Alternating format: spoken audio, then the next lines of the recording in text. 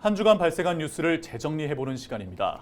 지난 한 주 동안 주요 이슈는 뭐가 있었는지 이상원 뉴스민 기자를 통해서 이야기 나눠보겠습니다. 화상으로 연결해봅니다. 안녕하십니까? 네, 뉴스민 이상원 기자입니다. 네, 우선 지난 한 주 동안 발생한 주요 이슈부터 종합해 주시죠. 네, 코스닥 시총 5위 기업인 LNF가 대구 국가산단에 신규 투자를 약속했다는 소식부터 전해드리고요. 대구시의 언론 취재 거부가 200일을 넘기면서 시민사회의 비판이 이어지고 있다는 뉴스도 살펴봅니다.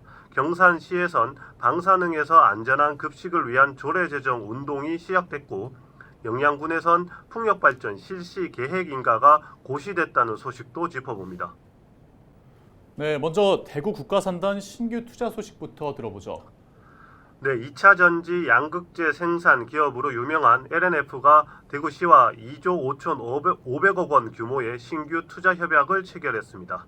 이번 투자 협약을 통해 LNF는 대구 국가산업단지 2단계 구역 내 약 17만 평 부지에 대규모 2차 전지 소재 클러스터를 신규 조성할 예정입니다. 공개된 투자 계획에 따르면 LNF는 글로벌 중장기 수요에 맞춰 총 5개 블록의 제조시설을 건립할 예정입니다. 최근 수요가 급증하는 LFP 배터리 양극재 생산을 위한 제조시설과 차세대 배터리 음극재 제조시설 등입니다.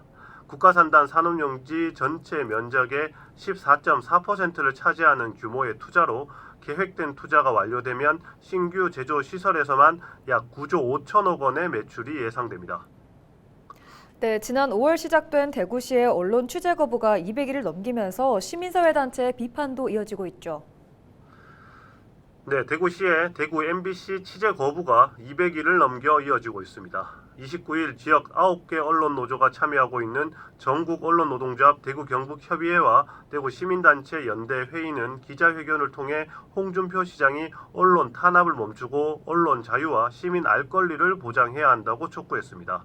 이들은 언론을 대하는 홍준표 시장의 태도는 마치 봉건시대 영주를 보는 듯하다며 각종 대구시 행정정보 비공개와 취재 거부 등은 대구시의 갑질행정, 불통행정이 얼마나 심각한지 보여준다고 비판했습니다. 지난 10월 경찰은 이종원 신공항 건설 특보가 대구 MBC 제작진을 상대로 제기한 명예훼손 고소 사건을 무혐의 처분했지만 대구시는 11월 홍 시장 명예훼손 혐의로 추가 고발에 나섰습니다. 네, 후쿠시마 오염수 방류와 관련해 급식 안전에도 우려가 나오고 있는데요. 이와 관련해 조례 제정 운동이 시작됐다고요? 네, 지난 27일 경산시 안전한 공공급식 조례 제정 운동본부가 시청 앞에서 출범 기자회견을 열었습니다. 이들은 고준위 방사성 물질이 바다에 유출되면 수산물뿐만 아니라 수입 식재료 안정성도 신뢰할 수 없기 때문에 적어도 성장기인 청소년 급식만이라도 안전해야 한다고 요구하고 있습니다. 운동본부에 따르면 경산시 유치원과 초중 고등학교 115개 중 정밀 검사를 한 학교는 8개고 경산교육지원청이 자체 검사한 학교는 69개입니다. 운동본부는 안정성을 담보할 수 없는 부실, 과소 검사라며 검사 대상, 항목, 횟수 등 조건을 강화한 자체 조례 제정을 추진하고 나섰습니다. 네, 멸종 위기종 생태 영향 검토 문제로 제동이 걸렸던 영양군 풍력 발전의 실시 계획 인가가 고시됐다고요? 네, 경북 영양군은 AWP 영양풍력 발전 사업에 대한 군 계획시설 사업 실시 계획 인가를 고시했습니다.